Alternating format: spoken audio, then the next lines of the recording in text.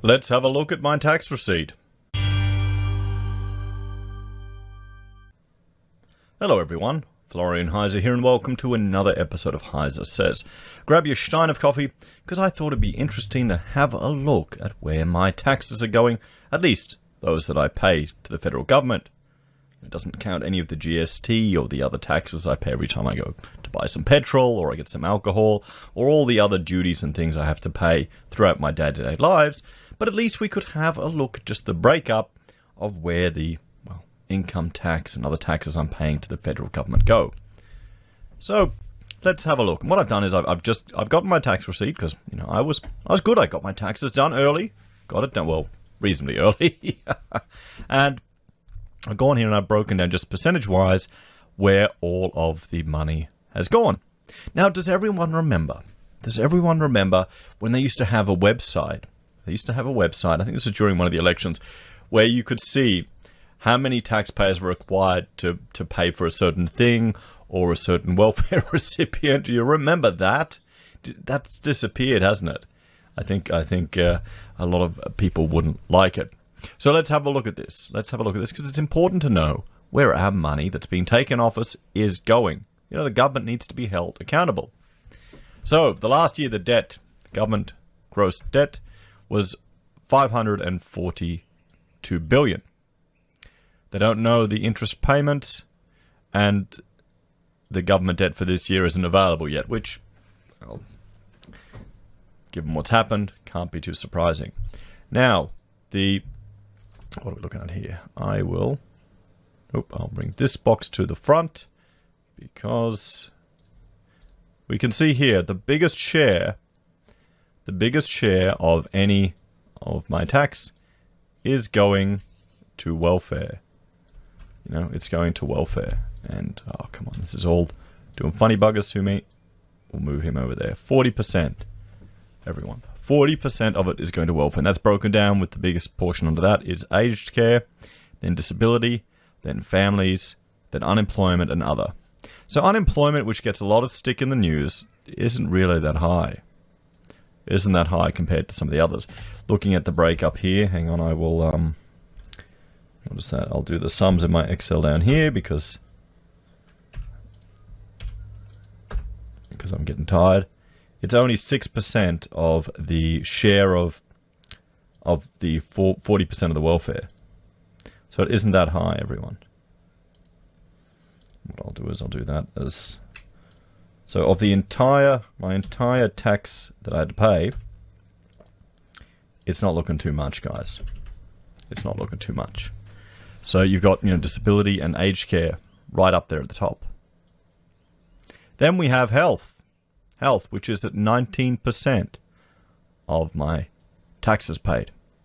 19%. That's a pretty big chunk. It's a pretty big chunk.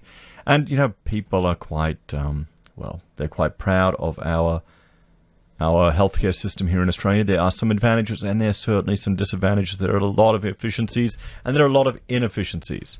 I just know that, when you sit around a few meetings and the number of people that are sitting there not doing anything, it can get a bit frustrating sometimes. It really can. Defense, sitting at 9%. What do you think? You happy with that? More money on defense than education, everyone. More money on defense than education. Then the public service, that's 5% there. That could be a bit of a saving there. Explains why their wages are doing so well. Then the interest on government debt is at 4%. These figures are just rounded, just to make it convenient for me.